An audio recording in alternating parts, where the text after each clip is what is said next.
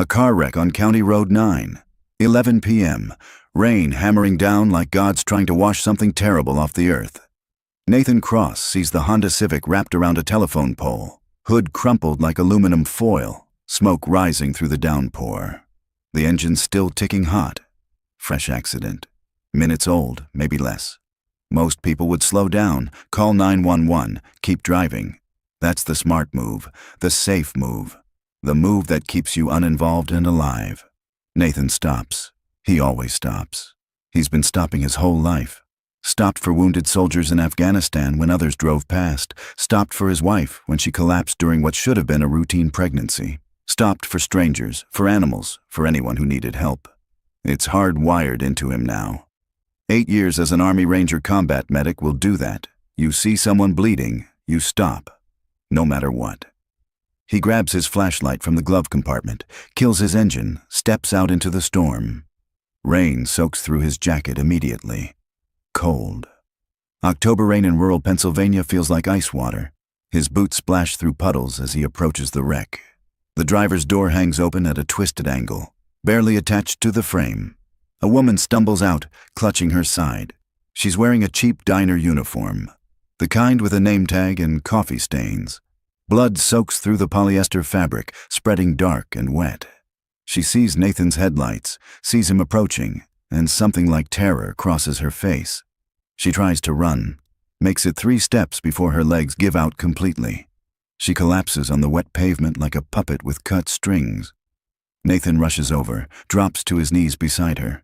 The woman's face is white as printer paper, lips already turning blue from shock and blood loss. Mid-40s, brown hair soaked with blood and rain, face twisted in agony. She's gasping, each breath a wet rattling sound, drowning in her own blood. "Ma'am, stay still. Don't try to move. I'm calling an ambulance." Her hand shoots out faster than he expects, grabs his jacket with surprising strength. Her fingers dig into the fabric like claws. Her eyes lock on his. Brown eyes, sharp and intelligent despite the pain, despite death reaching for her. "No."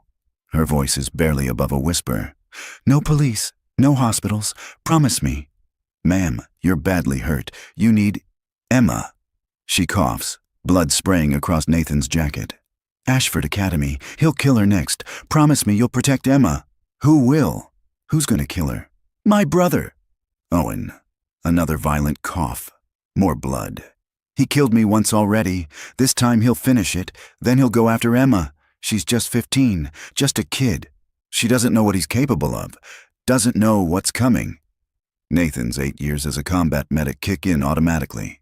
His hands move without conscious thought, checking her pulse at the carotid. Weak. Thready.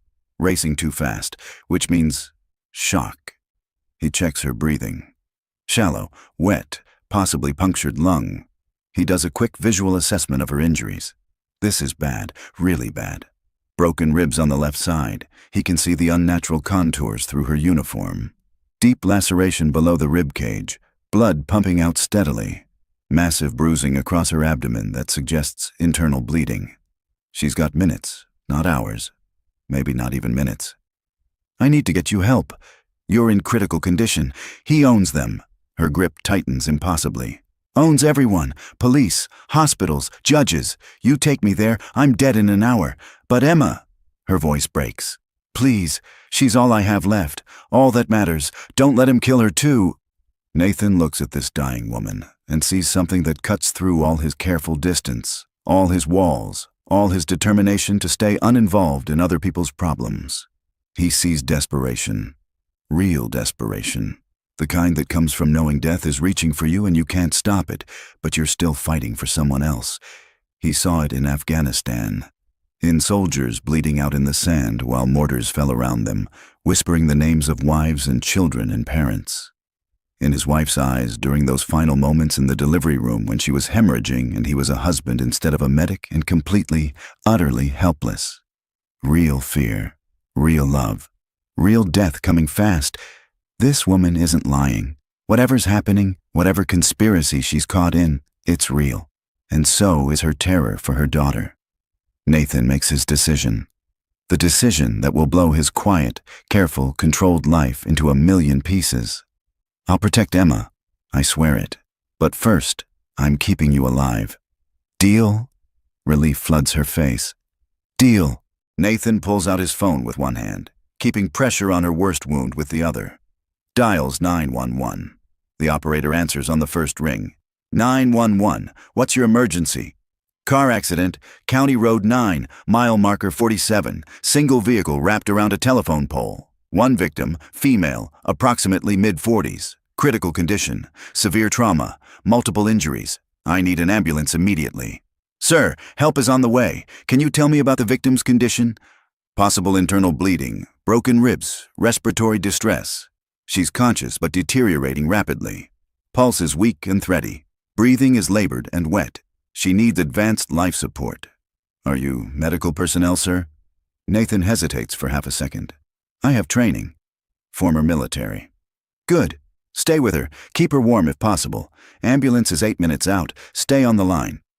Nathan sets the phone down on speaker mode. He looks at the woman more carefully now, really assessing everything. And that's when things start feeling wrong. He moves fast, opening her uniform to get better access to her injuries. But as he does, he notices things. Details. The kind of details a combat medic learns to spot because they can mean the difference between treating a real casualty and walking into an ambush. The pattern of her injuries is all wrong. Blunt force trauma concentrated on the left side of her body. Impact marks that don't match the visible damage to the car. He glances at the wreck. The steering wheel is barely bent. The airbag didn't deploy. He can see it hanging limp from the steering wheel. The windshield has minimal starring. Nothing consistent with a high-speed impact. Someone disabled that airbag. This wasn't an accident. This was staged. He checks her hands under his flashlight beam. No calluses from carrying heavy trays of food. No grease under the nails from working around kitchens. No burns on the forearms from reaching into hot ovens or past hot plates. The nails are manicured beneath the blood and dirt. Professional work, expensive work. He looks closer at the uniform. The fabric is wrong. Too thin. Costume quality polyester, not the heavy-duty stain-resistant stuff real diners use. The stitching on the name tag is sloppy, uneven. The tag itself says Linda, but it's crooked, recently attached with pins instead of sewn on properly. This woman isn't a waitress. This is a disguise. A costume. She's running from something or someone. And that someone has enough resources to stage an elaborate car accident, beat her half to death, and make it look convincing. Nathan's instincts, the ones that kept him alive through 3 tours in Afghanistan, start screaming warnings. Sirens approach through the rain, getting closer. Nathan keeps working, using his jacket to apply pressure to the worst wounds, keeping her neck stable, doing everything he can with no equipment and no backup. 2 ambulances arrive. That's the first red flag. County EMS only sends backup units for mass casualties, multiple victims, or VIP situations. For a single car accident on an empty road at 11 p.m., 1 ambulance should be plenty. 2 means someone called this in as something more than a simple accident. 3 men in paramedic uniforms jump from the first ambulance. They move toward the scene with practiced efficiency. Too practiced, too coordinated. Nathan served with enough actual medics to know what proper emergency response looks like. This isn't quite right. They're moving like a military unit, like soldiers, not like civilian paramedics responding to a random car wreck. Sir, step back. We'll take over from here. Nathan moves aside but keeps watching. Can't help it. Old habits. Always watch, always assess, always be ready. The lead paramedic kneels beside the woman, starts checking vitals. But his hands aren't right. He's not maintaining proper cervical spine precautions, even though this is clearly a motor vehicle accident. Not checking her airway properly. Not applying pressure to the obvious, life-threatening bleeding. He's going through motions, touching the right places, but not actually treating her. Like an actor playing a medic instead of the real thing. The second paramedic walks to the ambulance, pulls out his phone, makes a call. He's standing maybe 20 feet from Nathan, thinks he's out of earshot. But Nathan's ears are good. Combat good. He hears the man's voice carried on the wind between the rain. Target acquired, still breathing, awaiting instructions. Not patient, not victim. Target Nathan's blood turns cold. The lead paramedic returns to the ambulance, comes back with an IV setup, starts a line in the woman's arm. Nathan's 8 years as a Ranger medic tells him something's fundamentally wrong with that IV. The bag's too dark for normal saline, the tubing's different from standard medical equipment, and the paramedic's technique is wrong. He's not actually securing the line properly, like he doesn't expect it to need to stay in long. That's not treatment. That's execution dressed up as medical care. Nathan's phone buzzes in his pocket. Text from his sister Karen. "Lily's asleep. Everything okay? You sound stressed. Love you. His daughter, 9 years old, safe at his sister's house, sleeping peacefully in her pajamas with her stuffed rabbit. No idea her father's standing in the rain watching someone stage a murder." Nathan types back with one hand. "All good. Work stuff. Home tomorrow. Kiss her for me." He deletes the message thread immediately. Old Ranger habits. Leave no trail. The paramedics load the woman onto the stretcher. No neck brace. No proper spinal immobilization despite obvious trauma. No oxygen despite her clear respiratory distress. They're not treating her like a patient who needs to survive the transport. They're treating her like a body that just needs to disappear quietly. The ambulance starts to pull away. Nathan watches it go. Watches these fake paramedics drive away with a dying woman who begged him to protect her daughter. He thinks about Lily, about doing the right thing, about staying uninvolved and safe and keeping his head down like he's been doing for 6 years since his wife died. He thinks about a 15-year-old girl named Emma who has no idea her mother's alive and being murdered right now.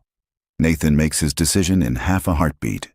He jumps in his truck, floors the accelerator, and cuts the ambulance off completely. Blocks both lanes, no way around.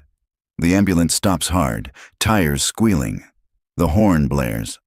The driver's door flies open. A man in paramedic uniform gets out, face red with manufactured anger. "What the hell are you doing? Move your vehicle right now. Where are you taking her?" "County General, standard protocol. Now move your vehicle or I'm calling the sheriff." "Then call him. I'll wait right here." The driver's hand moves toward his radio. Nathan's already moving. 3 seconds later, the driver's face down on the wet pavement, Nathan's knee between his shoulder blades, the man's arm twisted at an angle that makes resistance impossible. "Stay down. This doesn't have to get worse for you." The other 2 paramedics come around the ambulance fast. They're professionals. Nathan can tell by how they move, how they position themselves, how they communicate with just eye contact. One reaches under his jacket. Nathan sees the bulge clearly. Hip holster. Glock, probably. Paramedics don't carry Glocks. Not in this county. Not in any county Nathan knows. I wouldn't do that. Nathan's voice has changed completely. No longer civilian. No longer the quiet single dad who works security at a warehouse. This is the voice he used in Helmand Province at 3 a.m., clearing compounds full of insurgents, facing down men who thought they were the scariest thing in the room until they met him. Command voice. The voice that makes people reconsider their life choices. Hands where I can see them. Both of you, nice and slow. Don't make me repeat myself. They comply. Slowly, weighing their options, calculating whether they can take him. Nathan watches their eyes, reads their body language. They're professionals. Trained, disciplined, former military, probably. But they weren't expecting resistance from a random civilian on a dark road in the middle of nowhere. On your knees, hands behind your heads. Interlace your fingers. They kneel. Nathan zip ties them with the heavy-duty restraints he keeps in his truck from his security job. Not standard issue for warehouse security, but old Ranger habits die hard. He pats them down methodically. 2 Glock 19, professional hardware, 17-round magazines, suppressors in their pockets ready to be attached. He checks their IDS and badges.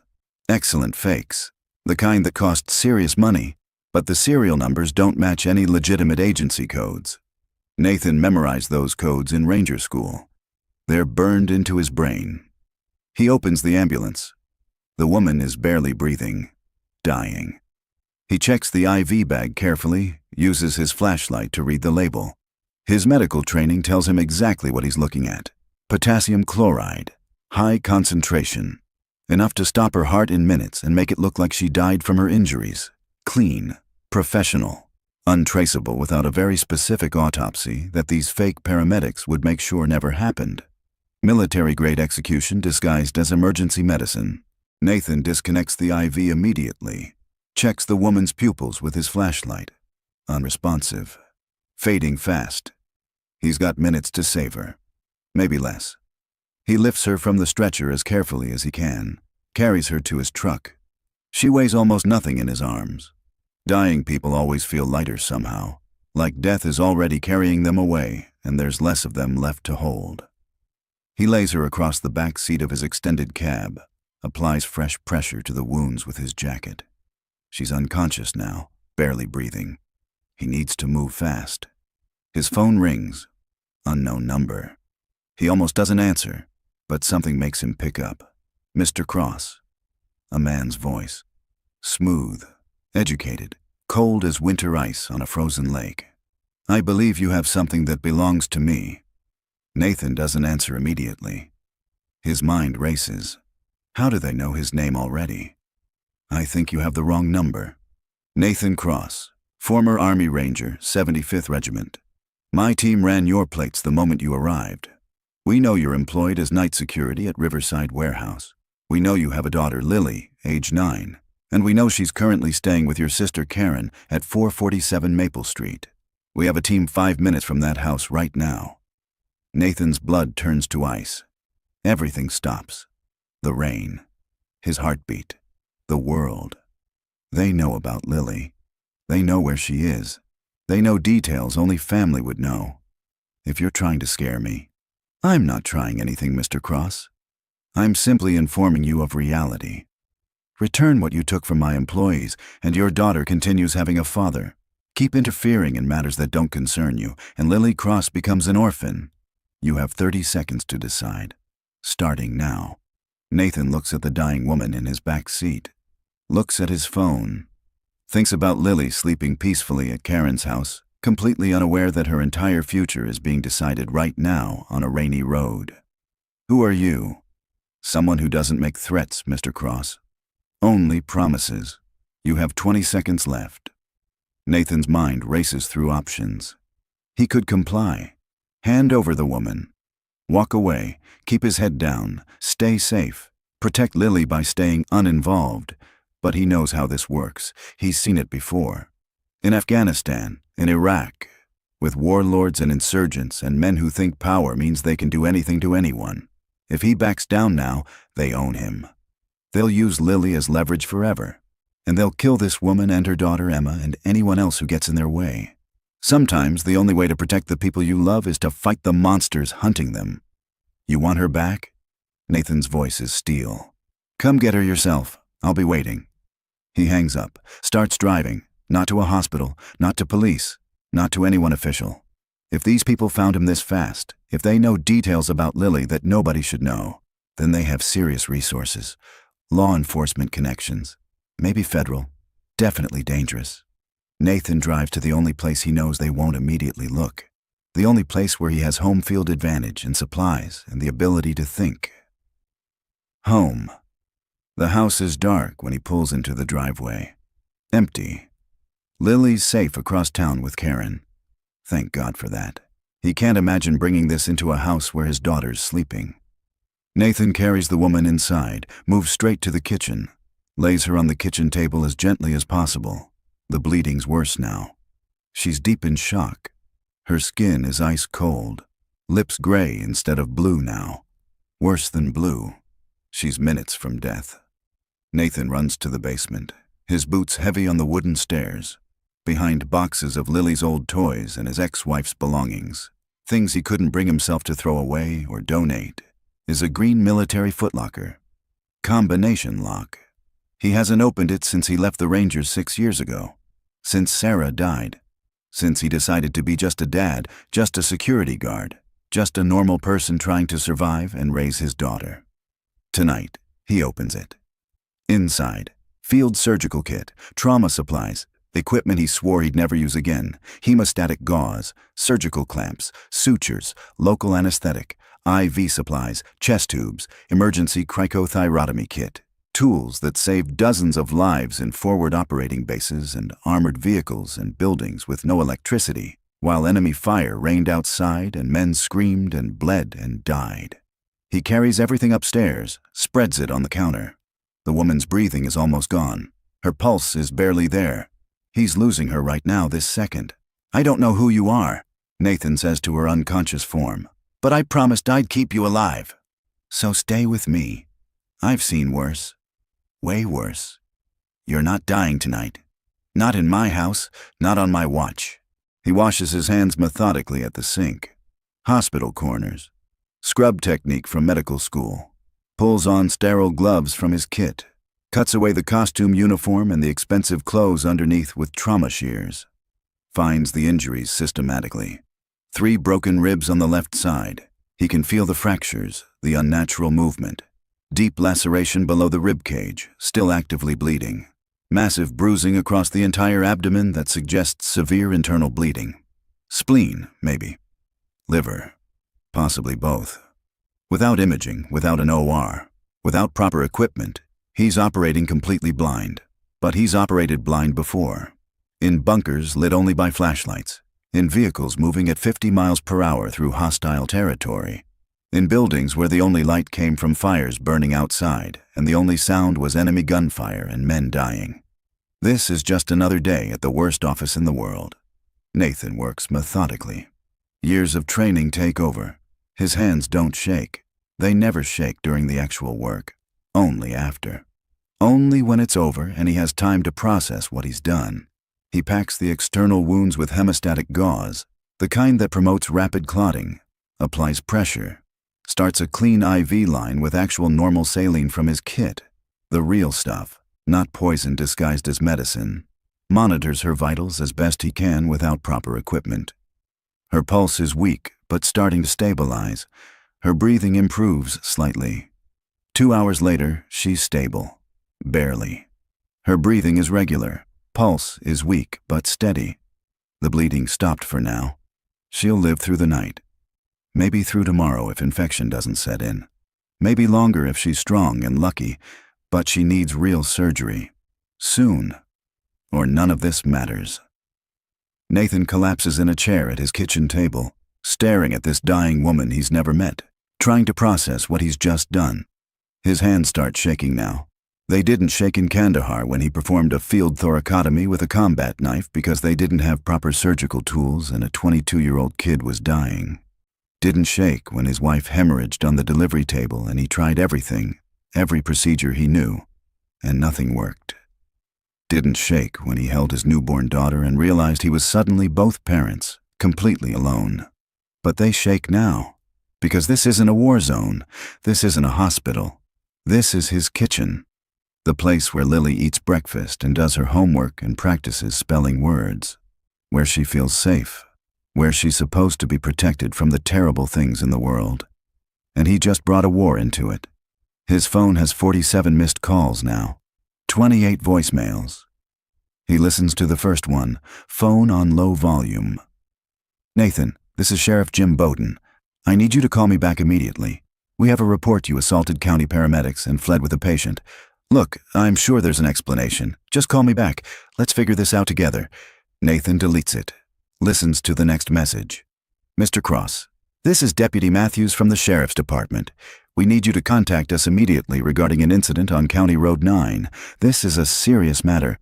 Call us back. Delete." Next message. "Nathan." Sheriff Bowden again, but his voice is different now. Harder, more official.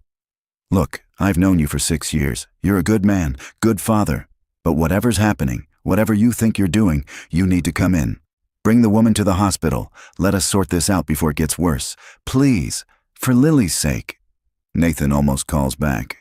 Jim Bowden is a good man. Honest, fair. One of the few cops Nathan actually respects. But if the people hunting this woman have the resources to stage an elaborate fake ambulance operation with professional killers dressed as paramedics, they probably have connections everywhere. Maybe local law enforcement. Maybe Bowden himself is compromised. Maybe not. Nathan can't risk it. Can't risk Lily. The next message is different. Not Sheriff Bowden. Not a deputy. That same smooth, cold voice from earlier. Mr. Cross, you made a very poor decision tonight. Let me clarify your situation so there's no misunderstanding. The woman you're protecting is Rebecca Hartley. She's legally dead. Has been for 3 days. Death certificate filed. Cremation completed. Which means you didn't kidnap a living person. You stole a corpse. That's grave robbing, Mr. Cross. A felony in Pennsylvania. Combined with assaulting emergency personnel and fleeing the scene, you're looking at 15 years minimum in state prison. Your daughter will be an adult, graduated college, married possibly, before you get out. Is that what you want for Lily? To grow up without a father? Nathan's jaw clenches so hard his teeth hurt. The voice continues, calm and reasonable. But I'm a reasonable man. I'm willing to make this all disappear. Bring Rebecca to the address I'm texting you. Walk away. Resume your normal life.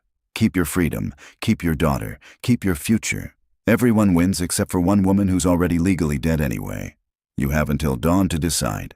After that, I make one phone call and Lily goes into foster care while you rot in prison. Your choice. The message ends. A text arrives immediately with an address. Industrial District, Warehouse Row. The kind of place where people disappear and nobody asks questions. Nathan deletes everything. He pulls out his laptop, searches the name. Rebecca Hartley. The results flood his screen immediately. Rebecca Hartley, CEO of Hartley Defense Systems, one of the largest military contractors in the United States. $3 billion in annual revenue. Government contracts for missile systems, armor development, drone technology. Classified projects, Pentagon connections. And 3 days ago, she died in a tragic single-vehicle accident. Her car went off a cliff on a mountain road.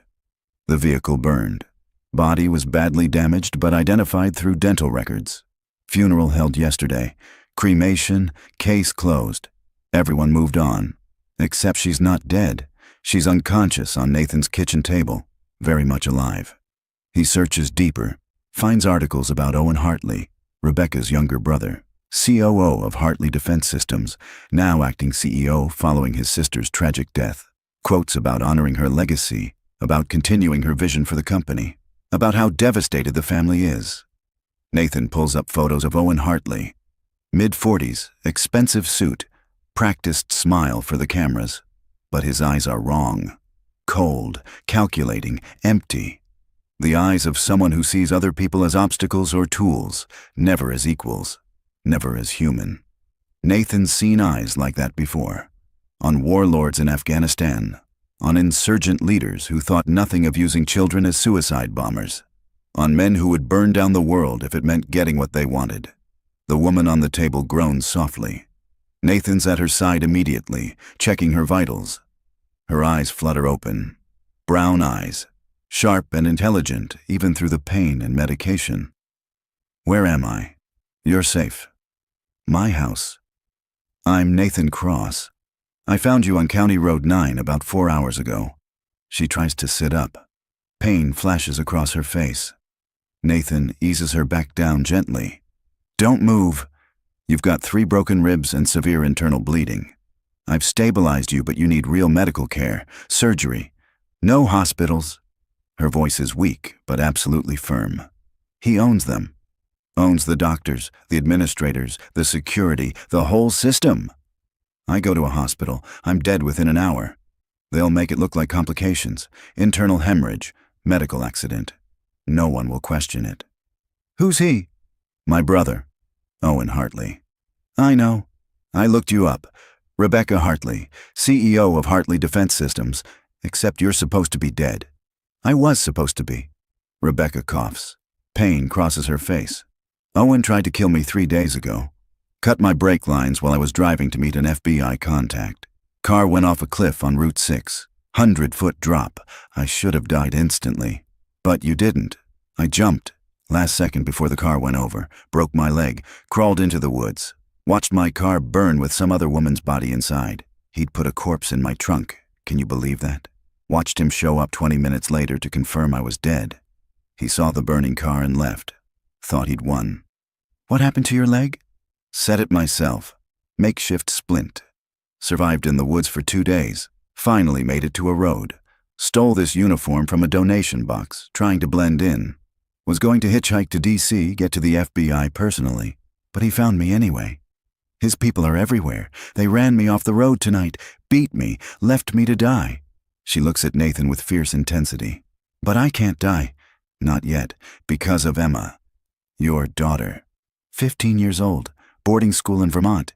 She thinks I'm dead. Owen has custody now, legal guardian. He's going to kill her, Nathan, to secure his inheritance. With me dead and Emma gone, Owen becomes sole heir to the company. $3 billion. No one to challenge him, no one to stop him. Nathan processes this. A billionaire conspiracy, professional killers, federal reach, and a teenage girl in the crosshairs. Why? Why kill his own niece? Because I found proof of what he's been doing. Owen's been committing treason for years. Selling classified defense contracts to foreign governments. Design specifications for missile systems to China. Armor technology to Russia. Drone systems to North Korea through intermediaries. Anyone who pays enough. He's made hundreds of millions in illegal sales. Maybe billions over the years. You have proof? Rebecca's hand moves slowly, painfully to her chest. She pulls out a small USB drive from inside her bra, hidden against her skin. Blood-stained but intact. Waterproof. Everything's here. Financial transactions, shell company records, audio recordings. But it's locked. Military-grade biometric encryption. It requires 2 physical authentications to decrypt. She looks at Nathan, her eyes desperate. It needs my fingerprint, and Emma's. Why Emma? Why a 15-year-old? Insurance. Owen is a monster, but he's smart. If it only needed my print, he could torture me, force my hand onto the scanner. But he needs both of us. I registered her biometrics last summer. She thought we were setting up new security protocols for her laptop. She has no idea she's the second key. Owen knows the drive exists, but he doesn't know she's the key. He only knows he needs me. Rebecca's voice breaks. She was supposed to come home for Thanksgiving next week. Now she thinks I'm in an urn on someone's mantle. And she has no idea Owen's planning to kill her before Christmas. Nathan takes the USB drive, examines it carefully. Professional encryption device. Military-grade hardware. This isn't amateur hour. What exactly do you want from me? Get Emma. Bring her here. We decrypt the drive together, go public with everything, destroy Owen before he can kill her. Simple. Nothing about this is simple. No, but it's necessary. Rebecca's eyes bore into his. I know what I'm asking. You have a daughter too. I heard you mention Lily on the phone. You understand. You'd do anything to protect her. That's all I'm asking you to do for Emma. Protect her. Because I can't. Not like this. Not dying in your kitchen. Nathan wants to say no. Every instinct screams to walk away. Call the FBI. Let them handle it. Keep his head down, stay safe, protect Lily by staying uninvolved. But he knows it won't work that way. The man on the phone made it clear. They know about Lily. They know where she is. They know everything, which means Lily's already involved, already at risk, already leverage. The only way to protect his daughter now is to end this threat completely. Fast, before Owen Hartley can use her against him. How do I get to Emma without Owen knowing? Rebecca's eyes light up with desperate hope. Ashford Academy, White River Junction, Vermont. She's in Hamilton House, dormitory room 237, but security's tight. Background checks, authorized guardian lists. Owen's already had himself added as Emma's legal guardian since my death. He could pull her any time. Can you get me authorized? Maybe. I still have access to some systems Owen doesn't know about. Offshore servers I set up years ago for exactly this kind of contingency. Before Owen pushed me out of operations, I built most of the company's cybersecurity infrastructure. I know how these systems work because I designed them. Then you know how to break them. Exactly. Rebecca tries to smile through the pain. Give me your laptop. 10 minutes. Nathan brings his computer to the kitchen table. Rebecca types with shaking hands, her breathing labored. Every keystroke clearly cost her, but she works steadily, professionally. Nathan watches over her shoulder.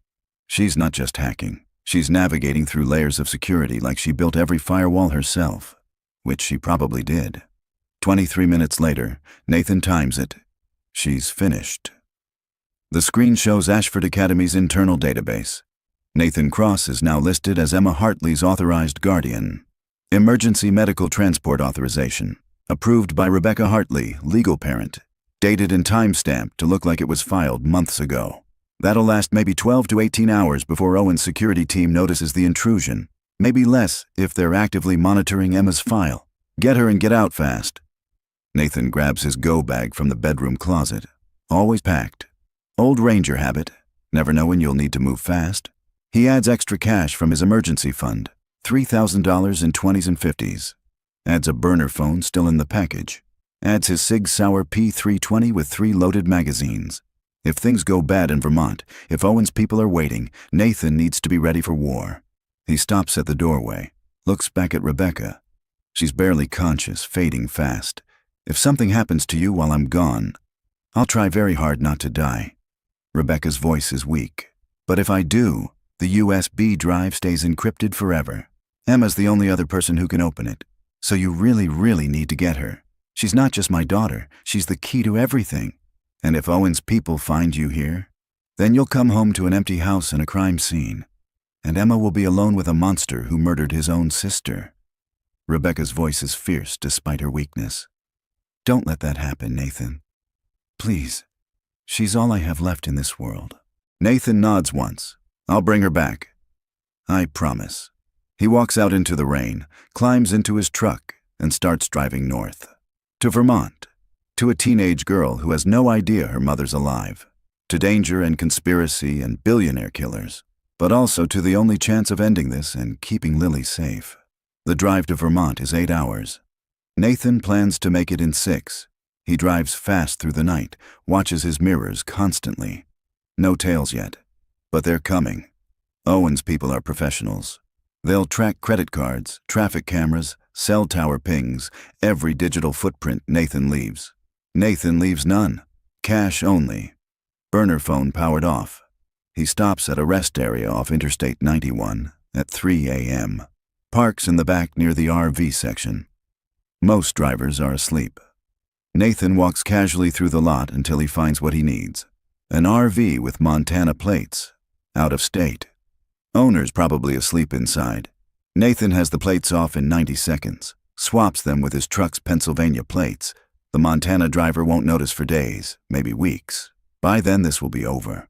One way or another. Not legal. Not even close to legal. But legal stopped mattering when he pulled a dying CEO from an ambulance full of assassins. Dawn breaks over the Green Mountains as Nathan crosses into Vermont. Beautiful morning. Crystal clear sky, fall colors spectacular. The kind of morning that makes you believe the world is good and safe and nothing bad could happen. Nathan knows better. His wife died on a perfect Tuesday afternoon. Sunny, 72 degrees. Birds singing. Death doesn't care about the weather. Death comes whenever it wants. He stops once more for gas. Pays cash at an ancient pump that doesn't require a card reader. Buys coffee and protein bars from a vending machine. While the clerk's distracted with a delivery truck, Nathan checks local news on his phone. He's front page news now. Local man wanted for assault, kidnapping. His name, his photo, the one from his security job ID. Nathan Cross, 37 of Riverside, is wanted for questioning in connection with the assault of 3 paramedics and the abduction of a patient from an accident scene on County Road 9. Cross is a former Army Ranger and should be considered potentially dangerous. Anyone with information on his whereabouts should contact authorities immediately. Potentially dangerous. That's actually funny. Nathan's been dangerous for 20 years. The Army made sure of that. 3 tours in Afghanistan, 8 years learning how to kill people efficiently and keep other people alive under impossible circumstances. But he's never been a danger to innocent people. That's the line he won't cross. Though after tonight, he's not sure the law will see it that way. Nathan deletes his search history, destroys the phone's SIM card with his pocket knife, tosses it in a trash can. He's completely dark now. No electronic footprint. No way to track him except old-fashioned detective work. He reaches White River Junction at 9:47 a.m. Ashford Academy sits on 200 pristine acres of Vermont woodland. The main building looks like something from a movie about British boarding schools. Stone walls, ivy, clock tower, money dripping from every architectural detail. The kind of school where senators and CEOs send their children to learn how to be senators and CEOs. Tuition is probably more than Nathan makes in a year. Nathan parks a mile away on a public access road. Walks in. He's wearing his cleanest jacket, looking as presentable as possible. Just a family friend picking up a student for a personal emergency. Nothing suspicious, nothing threatening. The security checkpoint is at the main gate. 2 guards in a professional booth. Multiple cameras. Probably facial recognition software running in the background. Nathan approaches calmly, confidently, like he belongs here. "Morning, can I help you?" The guard is mid-50s, ex-military by his bearing. "Morning, Nathan Cross. I'm here to pick up Emma Hartley. There's a family emergency." The guard checks his computer, types Nathan's name, frowns slightly, types more. "You're on the authorized list. But this was added very recently. 3:47 a.m. this morning." "That's highly irregular, sir." "Mrs. Hartley was admitted to the hospital last night. Critical condition. She wanted Emma there as soon as possible." The guard's expression shifts. Confusion, concern. "Sir, I'm sorry, but Rebecca Hartley passed away 3 days ago. There was a funeral. We sent flowers from the school." That's what everyone thinks. Nathan keeps his voice steady, calm, reasonable. "But Mrs. Hartley's alive. She's in intensive care right now, fighting for her life, and she needs her daughter." The guard exchanges looks with his partner. "Sir, this doesn't make any sense." "I know it doesn't, but I'm telling you the truth. Rebecca Hartley is alive.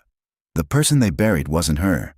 There's been a terrible mistake, maybe a misidentification. I don't know all the details, but Emma's mother needs her right now, and every minute we waste is a minute they don't have together." The second guard picks up a phone, speaks quietly. Nathan can't hear the conversation, but he sees the body language. Confusion, uncertainty, following protocols that don't quite fit this situation. The guard hangs up. "An administrator will escort you to the dormitory, but sir, if there's any problem..." "There won't be. I'm just here to pick up Emma." That's all. A woman in her 50s meets Nathan at the gate 3 minutes later. Stern expression, gray suit, administrator written all over her. She looks at Nathan like he's a problem that needs to be carefully managed. They walk across campus in uncomfortable silence. Nathan watches everything. Security cameras everywhere, tracking their movement across the quad. Too many. Owen's people could be monitoring right now, could be mobilizing. Nathan's hand stays close to his concealed weapon. They reach Hamilton House. Beautiful building, red brick, white columns, ivy climbing the walls, old money, privilege, safety, or the illusion of safety, anyway. The administrator knocks on room 237. "Emma, you have a visitor." The door opens. Emma Hartley stands there, 15 years old. Brown hair like her mother, falling past her shoulders. Same sharp, intelligent eyes. She's wearing jeans and a worn sweater, looking like any other teenager on a Saturday morning. Except for the weight in her expression, the shadow that grief leaves, the heaviness that comes from losing a parent. "Who are you?" Her voice is cautious, guarded. "Nathan Cross. I'm a friend of your mother's. We need to talk, privately. It's urgent." Emma looks at the administrator. "Is this approved?" "Your mother authorized it. Mr. Cross says there's a medical emergency." Emma's face closes down immediately. Walls go up. Defense mechanisms activating. "My mother's dead." Nathan pulls out his phone quickly, shows her the photo he took before leaving. Rebecca on his kitchen table. Unconscious but clearly alive. Medical equipment visible. Timestamp shows 8 hours ago. Emma stares. Her whole body goes rigid. She grabs the phone, zooms in on the photo, studies every detail. "That's not possible. We had a funeral. They cremated her. They cremated someone else. Your mother survived the accident, barely. But she's alive, Emma. She's hurt really bad, but she's alive. And we need to go. Right now. This is insane. This has to be some kind of trick." "It's not. Your mother said you'd understand. She mentioned a USB drive, encrypted files. She said it needs both of you, that you're the second key." Emma's eyes widen. Just for a second. Recognition. Fear. understanding. She knows exactly what Nathan's talking about, which means Rebecca told her the truth about Owen, about the treason, about everything. I don't know what you mean, but her voice wavers. Emma. Nathan lowers his voice, steps closer. Professional killers came for your mother last night. I stopped them, but there will be more. And now that they've lost her, they're coming for you. Your Uncle Owen tried to murder your mother. She survived. But you're next on his list. If we're still here when his people arrive, we're both dead. I can't force you to come with me. But your mother is dying, and she asked me to protect you. So I'm asking, do you trust her enough to trust me? Emma looks at the photo again. At her mother. Broken, bleeding, but alive. After 3 days of thinking she was dead. 3 days of grief and funerals and empty rooms and everything feeling wrong. Give me 2 minutes. I need to pack.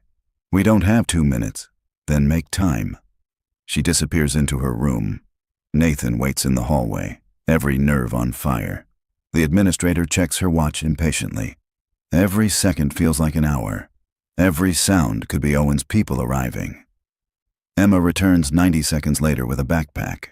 I'm ready. They walk toward the gate. Fast, but not running. Nathan's watching everything now. Every car in the parking lot. Every movement in windows. Every person they pass. His hand stays near his weapon. His combat instincts are screaming. Something's wrong. The air feels charged, dangerous. They're 50 feet from Nathan's truck when the black SUV pulls up fast. Tinted windows. 3 men exit in perfect synchronization. Suits, earpieces, military bearing. Professional operators moving with practiced efficiency. The lead man approaches with cold confidence. Mid-30s, athletic build, predator's eyes. Emma Hartley. Emma stops dead. Nathan steps between them instantly, positioning himself as a barrier. Can I help you, gentlemen? Agent Mitchell Collins, FBI. He shows credentials. They look real. Probably are real. Owen's reach extends into federal agencies. We need to speak with Miss Hartley regarding her family situation. Nathan's hand is already moving toward his weapon. She's a minor. You need parental consent for questioning. Her legal guardian is Owen Hartley. We have his authorization. Collins produces documentation. Official letterhead, federal seals, everything proper, everything legal, everything designed to make this look legitimate. Emma whispers, Nathan, I know. Stay behind me. Nathan doesn't move. His voice is steel. Here's the problem, Agent Collins.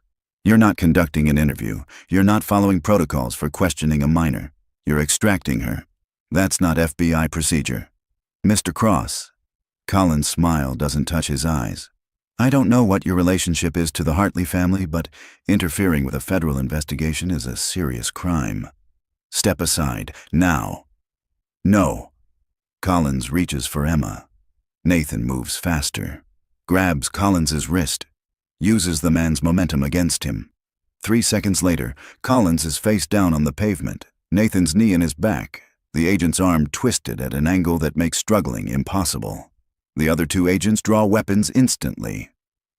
Federal agents, release him now or we will open fire. Behind them, the school. Students. Faculty, innocent people everywhere. Nathan pulls Emma behind his truck. Get down! Stay down! Gunfire erupts. But not from the agents. From behind them. From the tree line.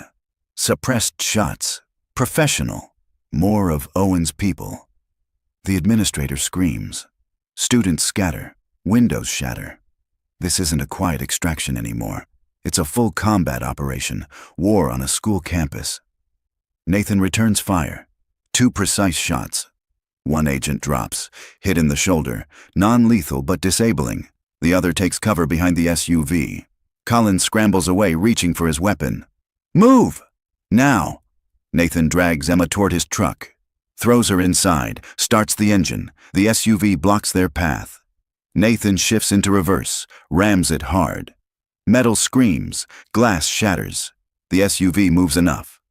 Nathan shifts to drive, accelerates hard. Bullets punch through his rear window. Emma screams, covering her head. Glass rains down everywhere. Nathan swerves hard left, cutting across the carefully manicured lawn toward a service road. The SUV tries to follow, but Nathan knows terrain. 8 years in mountain environments, Afghanistan, Georgia. He knows how to use landscape. He cuts onto a fire road. Trees close in on both sides, tight, narrow. The SUV's too wide, too heavy. It can't follow through the gap. Nathan navigates through dense forest, pine branches scraping his truck, emerging 3 miles later on a different highway. The SUV's gone. For now. Emma's shaking violently in the passenger seat, her whole body trembling. They tried to kill us. They shot at us. At school. With students everywhere. They tried to kill me. They want you alive. You're valuable to them. Why? Her voice is breaking. Because you're the only one besides your mother who can decrypt the evidence. They need your fingerprint to unlock the drive. They need you alive long enough to provide it. Then you're dead. Emma pulls out her phone with shaking hands. Nathan grabs it immediately, throws it out the window before she can protest. Hey, that's my phone. Tracked. Everything you own is compromised. Phone, laptop, smartwatch, everything. They've been monitoring you for days, probably weeks, listening to calls, reading texts, tracking your location. They know everywhere you've been, everyone you've talked to, everything you've searched online. We're completely dark from now on. Cash only. Burner phones, no electronic footprint whatsoever. This is insane. You keep saying that. Doesn't make it less true. Nathan checks mirrors constantly. Still clear, but they'll be looking. Roadblocks, police, more professional killers. There's food in the bag behind you. Granola bars, water bottles, eat something. We've got 6 hours back to your mother. Emma doesn't eat. She stares out the window at passing trees, her mind clearly racing. After 20 minutes of silence, she asks quietly, "Is my mom really okay?" "No." Nathan decides honesty is better than false comfort. She's hurt bad. 3 broken ribs, severe internal bleeding, possible punctured lung, infection starting. I've stabilized her with field medical care, but she needs real surgery, hospital-level care, the kind I can't provide. Then she's dying. Without proper medical intervention, she has maybe 48 hours. Probably less. Nathan's voice is flat, honest, clinical. We need to decrypt that USB drive, go public with the evidence, destroy your uncle's power. Then we can get your mom to a hospital under federal protection, but we need to move fast. What if we can't decrypt it in time? Then your mom dies and Owen wins. Nathan glances at her, so we better not fail. Emma starts crying, silent tears running down her cheeks.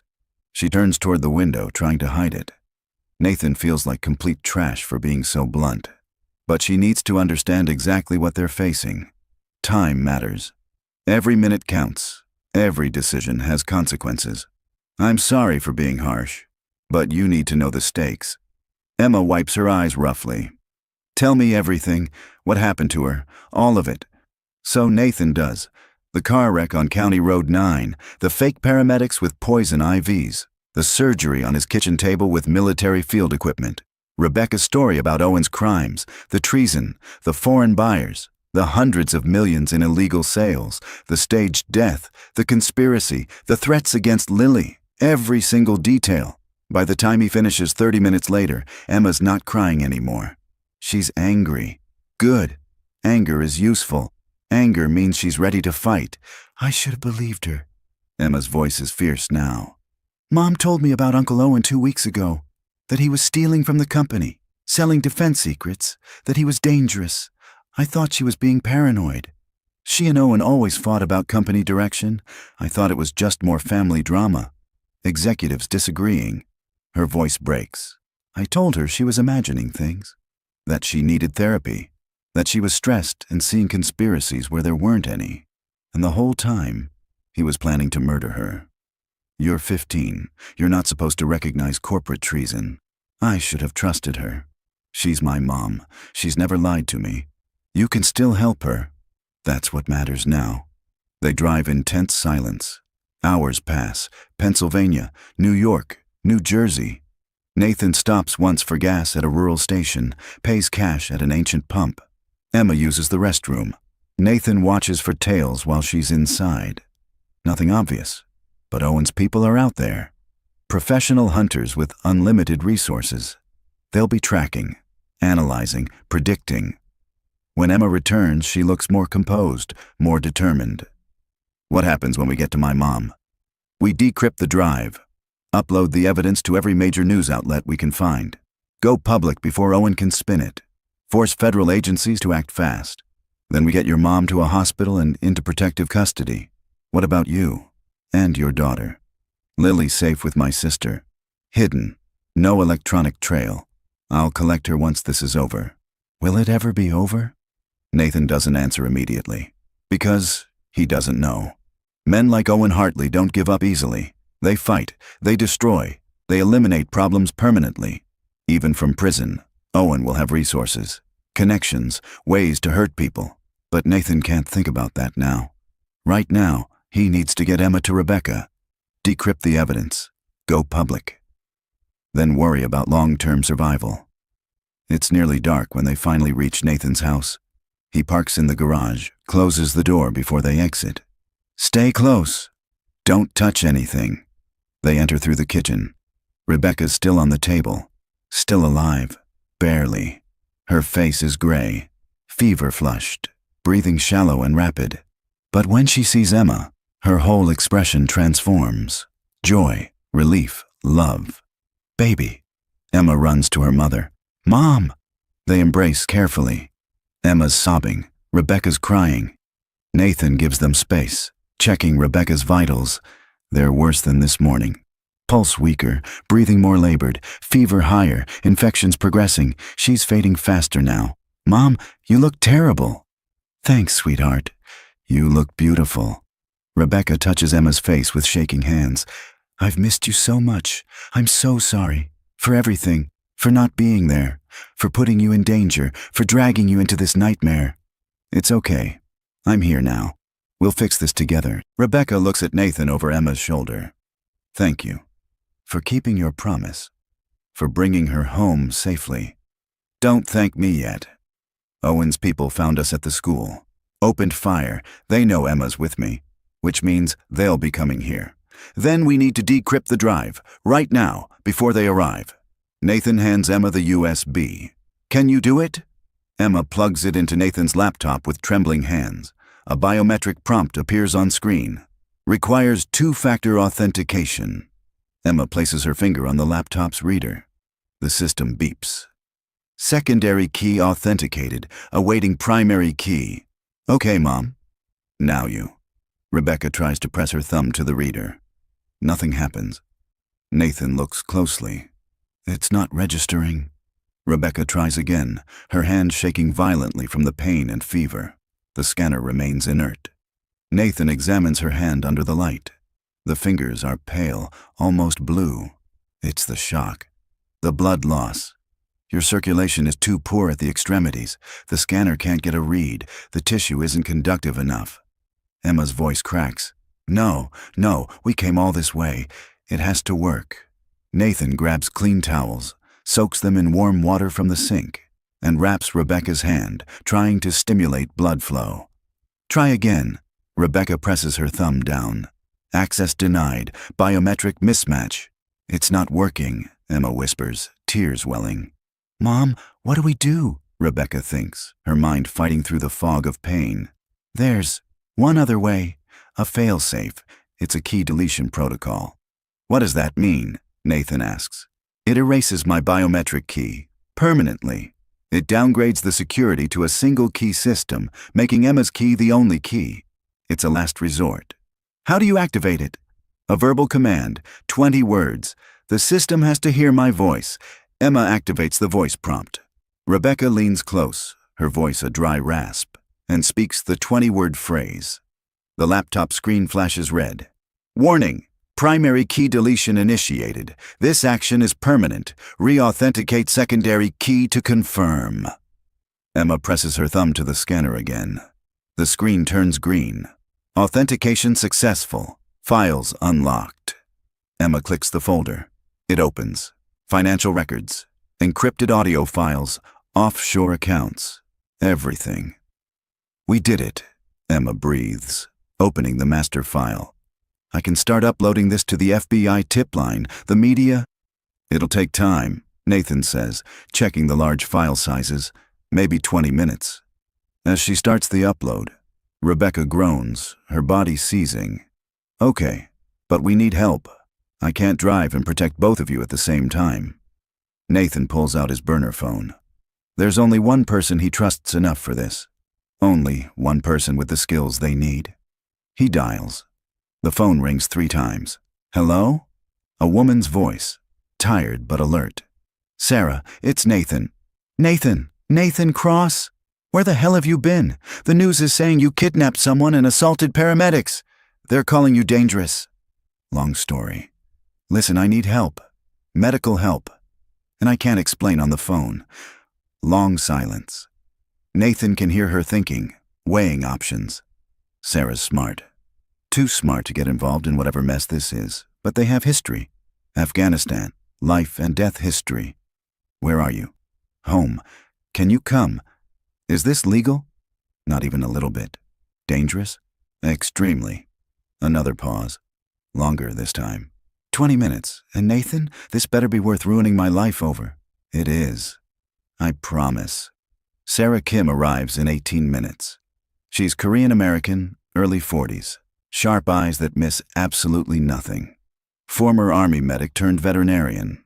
They served together in Kandahar province. She saved Nathan's life once when he took shrapnel in a firefight. Nathan saved hers twice. Once from an IED, once from an insurgent who got too close during a patrol. They're even. But more than that, they're friends. The kind of friends who don't talk for months but pick up like no time passed. She enters through the garage, sees Rebecca on the kitchen table, Emma beside her, Nathan standing guard with his weapon visible on the counter.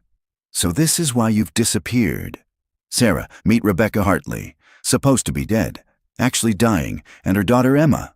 Sarah approaches Rebecca professionally, examines her with practiced efficiency. Her expression grows darker with every assessment. Broken ribs, severe internal trauma, infection setting in. She needs surgery, not tomorrow, not in an hour. Right now. The files are uploading to the feds as we speak, but it's slow. She's dying, and Owen's people know we're here. I need you to keep her stable while we move, get her to a hospital so she has a chance, and buy that upload enough time to finish. Sarah looks at the laptop, the encrypted files, the USB drive. Emma's fearful expression. She pieces it together quickly. Always was smart. This is way above my pay grade, Nathan. Like stratospherically above my pay grade. I know, but I'm asking anyway, because you're the only person I trust who can do this. Sarah takes a deep breath, studies Rebecca's injuries more carefully, checks her vitals, calculates odds.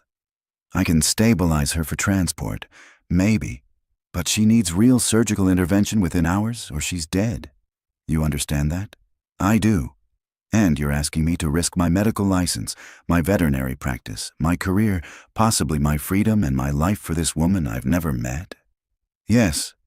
Sarah looks at Emma, 15 years old, terrified, trying to be brave. Then at Rebecca, dying, fighting for every breath, fighting to protect her daughter. You're going to get me killed. Probably. Fine. But you owe me big time after this. Already do. They work together. Sarah sets up portable monitors from her veterinary practice, better IV fluids, antibiotics that technically aren't approved for human use but work just fine. Penicillin is penicillin. She stabilizes Rebecca as much as possible given the circumstances. Rebecca's stable enough to move. Barely. We're taking my van, Sarah says. It has medical equipment. Better suspension than your truck. She needs as smooth a ride as possible. They carry Rebecca carefully to Sarah's veterinary van. Emma climbs in beside her mother, holding her hand. Sarah drives. Nathan rides shotgun, weapon ready, watching everything.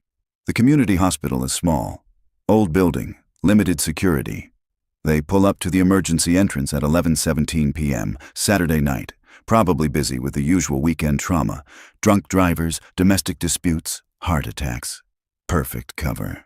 "We need help," Nathan shouts as they wheel Rebecca inside on Sarah's veterinary gurney.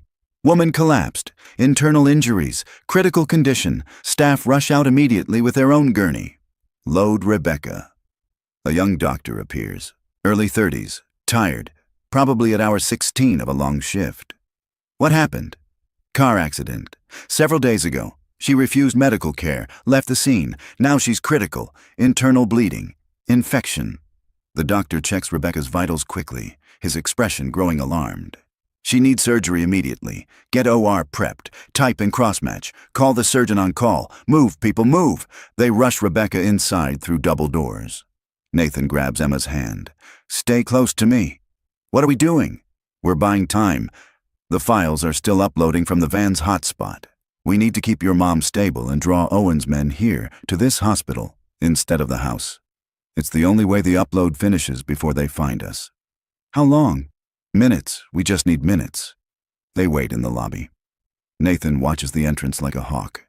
Every person who walks in could be Owen's. Every car that pulls up could be trouble. His hand stays near his weapon. Sarah sits with Emma, trying to keep her calm. Your mom's strong. She's a fighter. She'll make it through this. She shouldn't have to fight this hard. None of this should be happening. No, but it is.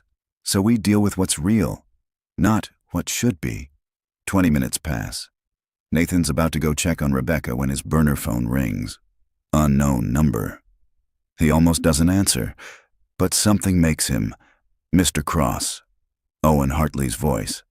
That same smooth, cold tone. Calm, reasonable, terrifying. I have to admit, I'm impressed. You've survived longer than I expected. Most men would have died on County Road 9, but not you. You're proving to be more resourceful than anticipated. Nathan doesn't respond. Lets Owen talk. But this ends now. My dear sister is currently being wheeled into surgery at Riverside Community Hospital. I have people en route. They'll be there in approximately 8 minutes. You can stay and die heroically, or you can run and live to see your daughter again. Your choice, Mr. Cross. But choose quickly. The clock is ticking. The line goes dead. Nathan grabs Sarah and Emma immediately. We need to leave, right now. What about my mom? She's in surgery. Federal protection will be there soon. We can't help her if we're dead. Nathan, I'm not leaving her. Emma, your mother asked me to protect you. That's what I'm doing. If we stay, Owen's people kill us all. If we leave, she has a chance. Trust me. They run for the van. Behind them, sirens approaching, multiple vehicles. Nathan sees the black SUVs pulling into the parking lot. Go! Go now! Sarah floors it. They race out of the parking lot as gunfire erupts behind them. Not aimed at them, aimed at the hospital, at staff, at patients, at anyone who might be protecting Rebecca. Owen's people aren't trying to be subtle anymore. This is scorched earth. They drive for 30 minutes at dangerous speeds. Pull off at an abandoned gas station in the middle of nowhere. Nathan's phone rings again. Different number this time. He answers cautiously. Mr. Cross, this is Deputy Inspector General Rachel Torres, Department of Justice, National Security Division. Professional voice. Authoritative. Female. We have Rebecca Hartley in federal custody. She's in surgery as we speak, protected by federal agents.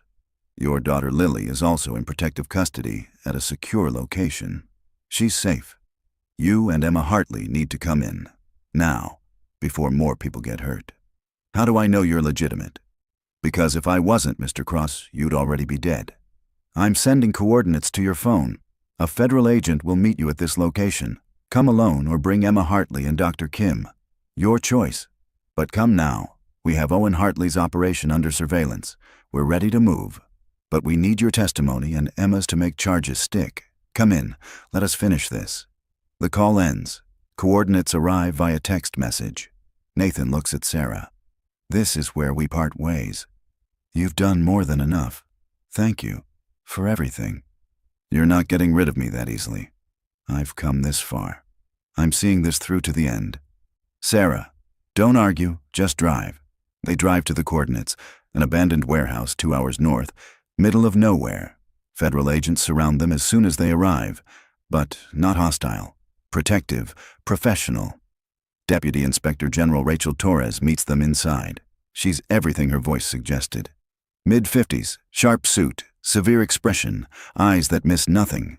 Power radiates from her. Mr. Cross, Miss Hartley, Dr. Kim, you've had quite a night. Is my mom okay? Emma asks immediately, desperately. She's in surgery at Walter Reed Medical Center in D.C. Best trauma surgeons in the country, protected by federal agents. The preliminary prognosis is cautiously optimistic. She's strong. She's fighting. Emma collapses into a chair, sobbing with relief. Torres continues. The evidence you and Emma Hartley uploaded is in federal custody. The moment those files hit our secure servers, my division was authorized to move. We have everything: financial records, communications, audio evidence. We were monitoring Hartley's illegal activities, but we lack the direct proof you provided. Everything we need to prosecute Owen Hartley is in that drive. You're moving on him? Nathan asks. Right now, as we speak. FBI is raiding Hartley Defense Systems headquarters. Owen Hartley is being arrested on multiple charges: treason, espionage, attempted murder, conspiracy to commit murder, fraud, money laundering. His assets are being frozen. His co-conspirators are being rounded up simultaneously across 3 states. He's done, Mr. Cross. Finished. Nathan can barely process it. It's over? The immediate crisis is over. The legal process is just beginning. But yes, you and your daughter are safe. Emma and her mother are safe. Owen Hartley will spend the rest of his life in federal prison. You did it. Emma collapses into Sarah's arms, sobbing. Not from fear this time. From relief. From exhaustion. From surviving. Nathan just stands there, trying to make his brain catch up with reality. After 36 hours of running and fighting and keeping people alive, it's finally over. Torres approaches him. The Bureau will need extensive debriefing from all of you, but first, she opens a door. Would you like to see your daughter? Nathan's heart clenches. She's here? Next room. Been asking about you nonstop. Nathan walks through the door on shaking legs. Lily's there.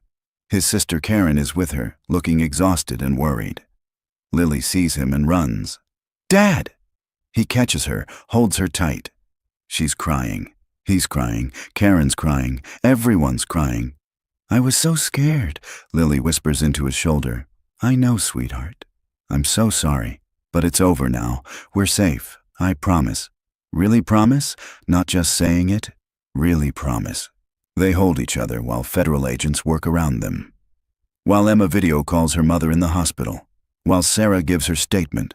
While the world keeps spinning. 2 weeks later. Nathan stands at Rebecca Hartley's hospital bedside at Walter Reed. She's recovering. Still weak, but improving every day. Emma sits beside her, holding her hand, not letting go. Thank you, Rebecca says to Nathan. For everything. You saved my life. You saved Emma's life. You brought down Owen and his entire operation. You risked your daughter for mine. That's something I can never adequately repay. You don't need to. I want to. I've been thinking about what to offer you. Money seemed insulting. You didn't do this for money. A job seemed presumptuous. You have your own life. Then Emma suggested something better. What? Emma smiles. Family. Nathan's confused. I don't understand. Rebecca leans forward carefully. You're a single dad raising a daughter alone. I'm a single mom who almost died. Emma needs people in her life who understand what we went through, who know what trauma looks like, who get it. And you need the same, so we help each other. 2 families who survived hell together. We raise our kids together, support each other, be there when things get hard, not romantically, just as family, as friends, as survivors.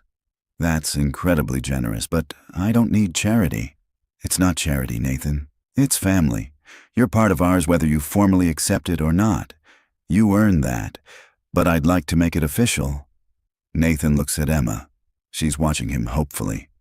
He thinks about Lily, having Emma as a friend, as an older sister figure, having Rebecca as someone who understands single parenthood and trauma and survival. Okay, but I keep my independence. I'm not living off anyone. I wouldn't dream of suggesting it. But actually, I do have a proposition. How would you like to work for me?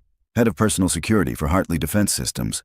You'd train my security team, develop protection protocols, manage risk assessment for the entire company. It pays very well. Flexible hours so you'd still have plenty of time for Lily. And you'd be helping me rebuild the company into something legitimate. Something good. Nathan considers it. That's actually perfect. Then welcome to Hartley Defense Systems, the new version. We're rebuilding it from the ground up, making it into something worth believing in. Rebecca extends her hand. Nathan shakes it. Welcome to the family, Nathan Cross. 3 months later. Nathan's life is transformed. He works for Hartley Defense, rebuilding security infrastructure from scratch. The company's thriving under Rebecca's leadership. She's fierce, brilliant, determined to make it the most ethical defense contractor in America. But more than work, Nathan's found community, family. Rebecca helps with Lily when Nathan travels for work. Emma babysits sometimes, teaching Lily guitar and art and all the things big sisters teach little sisters. They have family dinners every Sunday, movie nights, holidays together, birthday parties where two families blend into something bigger and better. It's not perfect.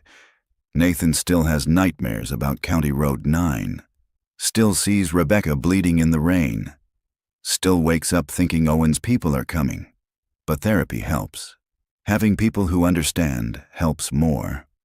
One evening, Nathan picks up Lily from Rebecca's house. Emma's in the living room teaching Lily a new song on guitar. They're laughing, playing terribly, having the best time. Rebecca walks Nathan to the door. She's really good with kids. Emma, yeah, natural teacher. Lily's lucky to have you as a father. I'm lucky to have her. And lucky to have you, all of you. Rebecca's quiet for a moment. I've been thinking about what you said. That night you found me. You told me to stay alive, that you'd seen worse. That I wasn't dying that night. I remember. You were right. Not just about surviving, about living. I was so focused on fighting Owen, on revenge, on the company, that I forgot what actually mattered. Emma, family, life itself. She smiles. You reminded me what's worth fighting for. You did the same for me. I was hiding, isolating, protecting Lily by keeping everyone at arm's length. You showed me that's not protection. That's just another kind of prison. We saved each other. Yeah, we did. Lily and Emma emerge from the living room, still laughing. Nathan scoops up his daughter. Ready to go home. Can Emma come over tomorrow? She's teaching me a really cool song, if she wants to. Emma nods enthusiastically. Definitely. I'll bring my guitar. They drive home through quiet streets.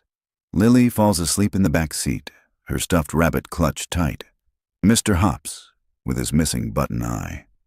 Nathan carries her inside, tucks her into bed. She mumbles something about music and friends before drifting off completely. Nathan walks to his bedroom. His old army uniform still hangs in the closet. Medals and ribbons from another life. Reminders of who he was. But he doesn't need reminders anymore. He knows exactly who he is now. A father, a friend, a protector. Not because of training or medals or military service. Because he chose to stop on County Road 9.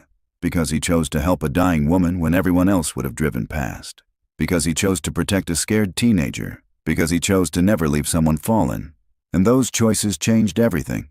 Tomorrow, he'll train Rebecca's security team. He'll review protection protocols and risk assessments. He'll have dinner with his extended family. He'll help Lily with homework and listen to Emma's stories about school. Tomorrow, he'll live. Not just survive, live. And that's enough. That's everything. And that's a wrap on this story. But you know, the conversation doesn't have to end here.